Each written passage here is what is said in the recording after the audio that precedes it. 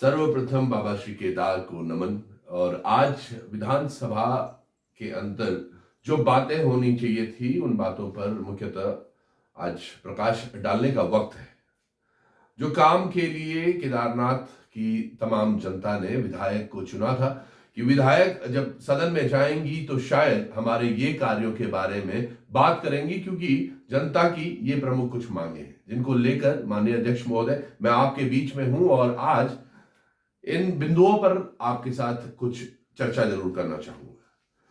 मानिए, दरअसल होता क्या है, जनता के बीच में से चुने जाने वाला जो विधायक होता है वो यहाँ विधानसभा पटल पर आकर क्षेत्र की बातें करता है जहां पर आम जनता को दिक्कतें होती हैं।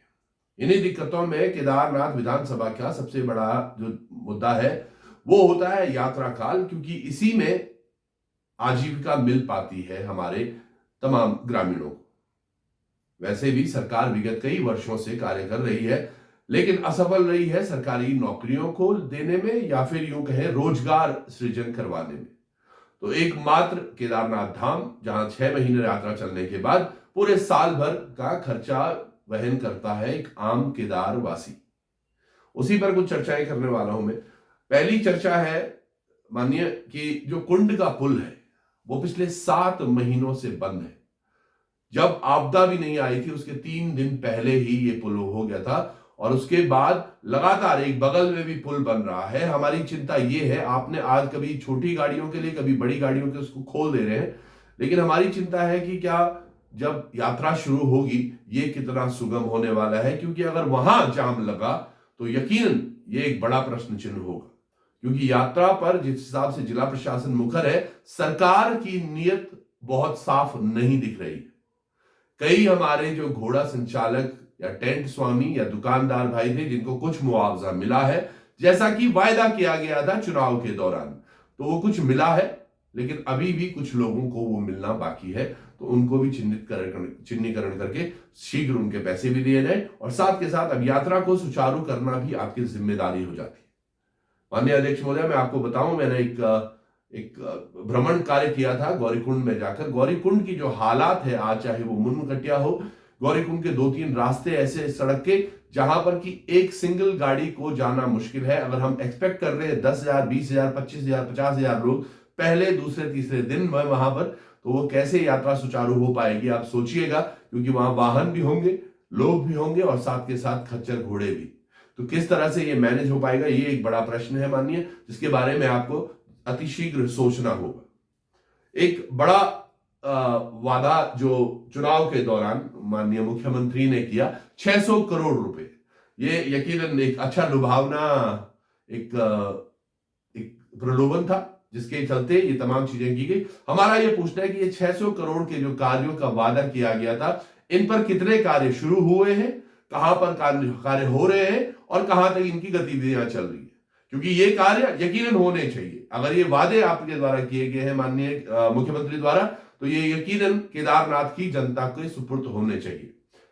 मानिए, एक तल्ला नागपुर की मैं बात करूं तो तल्ला नागपुर क्षेत्र काफी समय से पिछड़ा हुआ क्षेत्र है। चाहे हम चोपता की बात करें या धसझूला कांडी के क्षेत्र की, वहां पर सड़क जो है वो बिल्कुल बुरा हाल है, बदहाल है। एक फील्ड का अभी कुछ दिनों पहले विधायक महोदय ने भी जाकर रिबन जरूर काटा है उसका, वो दरअसल जो पूर्व विधायक थे उनके समय पर वो बना हुआ था। अब उसमें क्या कुछ होना है और कब तक वो कार्य पूरा हो जाएगा, ये बड़ा एक प्रश्न है। एक 1200 मीटर की सड़क है मैम 2 गांवों के बीच में, जिसको जोड़ने के लिए अभी तक केवल वादे किए गए, लेकिन कार्य उस पर भी शुरू नहीं हुआ। तल्ला नागपुर का ये क्षेत्र हमेशा से ही उपेक्षित रहा है। स्पीकर महोदय, आप इस बात का संज्ञान लीजिएगा कि वहां पर चीजें अतिशीघ्र ठीक हो और उनको सुचारू रूप से कराया जाए, क्योंकि ये ग्रामीण वो ग्रामीण है जिन्होंने भरोसा किया, हमेशा भरोसा करते गए, लेकिन अंततः कुछ नहीं हुआ। गिमतौली की मैं बात करूं, जहां एक बड़ा गांव है और अलग अलग कनेक्टिविटी है, लेकिन वो गांव की सड़क आज भी ऐसा लगता है आप गड्ढों में चला रहे हैं। जब तक आपके पास 4x4 का व्हीकल ना हो तो उन सड़कों पर जाना दूभर है। और ये केवल इस गांव एक की कहानी नहीं है, सड़कों के हालात माने तो पूरा चोपता घाटी बहुत बदहाल हालात है। 2-3 गांवों में तो सड़क भी नहीं है। इन पर थोड़ा सा मुझे लगता है सोचना चाहिए। एक पुल की मैं चर्चा जरूर करना चाहूंगा माननीय महोदय। हाट का एक पुल है जो पीएमजीएसवाई के अंडर है और स्थगित कर दिया गया है निर्माण कार्य उसका। अभी कुछ दिन पूर्व एक डमार पुल के बारे में हमने काफी आवाज उठाई थी और भरसक प्रयास भी किया। हम चीफ पीएमजीएसवाई से मिले, हमने पीएमजीएसवाई जखोली में भी जाकर ज्ञापन दिया था। उसके बाद वो पुल का कार्य शुरू हुआ है मैम। हाट का भी पुल पेंडिंग है जहां पर कि 8-10 गांव के लोग बाधित होते हैं अगर ये पुल नहीं बनता। और अब एकदम से पीएमजीएसवाई ने काम बंद कर दिया है तो ग्रामीण भी बड़े आक्रोश में है। मुझे लगता है ये मुद्दा जरूर पटल पर आना चाहिए। एक बड़ा मुद्दा केदारनाथ हेली वालों का भी लेकर है मैम, जिसमें हमने बात की थी कि जो भी हेली कंपनियां यहाँ संचालित होती हैं, आप इनको दिशा निर्देशित कुछ इस तरह से किया जाए कि ये यहां चले तो घाटी में एयर एम्बुलेंस की सर्विसेज भी इन्हीं को सुपुर्द की जाए। ये जहां भी इमरजेंसी होगी वहां जाकर ये एयर एम्बुलेंस की सर्विसेज देंगे ताकि ग्रामीणों को उनका हक हकूक मिल पाए। एक बड़ा विषय है बच्चों के स्कूल को लेकर। काफी जगह ये पाया जा रहा है कि स्कूलों को हम मर्जर करने की बात कर रहे हैं। मुझे लगता है मर्जर करने में सभी ग्रामवासियों ने अपना अपोज किया है और वो नहीं चाहते कि उनके स्कूल को किसी दूसरे स्कूल के साथ मिला दिया जाए।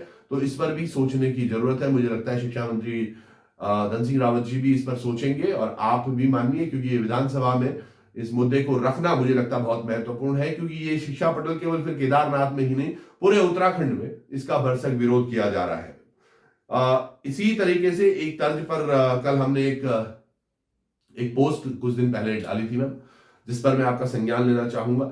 एक कंपनी है जो कि खनन में कार्य कर रही है, वो नैनीताल ब्लॉक की है, नैनीताल जिले के बेतालघाट ब्लॉक की है। लेकिन अगर हम बात करें केदारनाथ में भी जो खनन हो रहा है, वो जो पट्टाधारक है वो अपनी सीमा से बाहर तक जा रहे हैं और पटवारी और जो और अधिकारी हैं वो शायद कहीं ना कहीं इस पर ध्यान नहीं दे रहे हैं। इस पर भी मुझे लगता है थोड़ा हमारे कमर कसने की आवश्यकता है। ये कुछ बिंदु है जो केदारनाथ विधानसभा के इर्द गिर्द है। पर अब मैं यही कहना चाहूंगा कि अब की बार यात्रा 2025 को सुगम और सफल बनाने के लिए जितने एडवर्टीजमेंट विज्ञापन उत्तराखंड सरकार कर रही है, मुझे लगता है उसका थोड़ा सा अगर मद असल धरातल पर उतरकर कुछ सड़कों पर और कुछ व्यवस्थाओं पर इस्तेमाल किया जाए तो यात्रा सुगम होगी। अन्यथा लास्ट में अंतिम पड़ पर जाकर हमें कहीं हाथ खड़े न करने पड़ जाए। ये रजिस्ट्रेशन की बाध्यता को अमान्य करना होगा। अगर रजिस्ट्रेशन करवानी है तो वो फिजिकल रजिस्ट्रेशन हो सकता है, यानी कि ऑफलाइन मोड पर, और उसके लिए चाहे गुप्तकाशी हो, फाटा हो, अगस्त्यमुनि हो, रुद्रप्रयाग हो, उन जगहों पर, क्योंकि जब व्यक्ति यहां से पूरा वहां तक चला जाता है और उसके बाद रजिस्ट्रेशन के नाम पर उसको रोक दिया जाता है, वो भी एक प्रॉब्लम कियोस करता है। रात्रि के समय अधिक वाहनों को ना चलने दिया जाए। इन्हीं कुछ बिंदुओं के साथ माननीय महोदय मैं आपकी आज की वार्ता को खत्म करता हूं और बहुत बहुत धन्यवाद करता हूं आपको भी।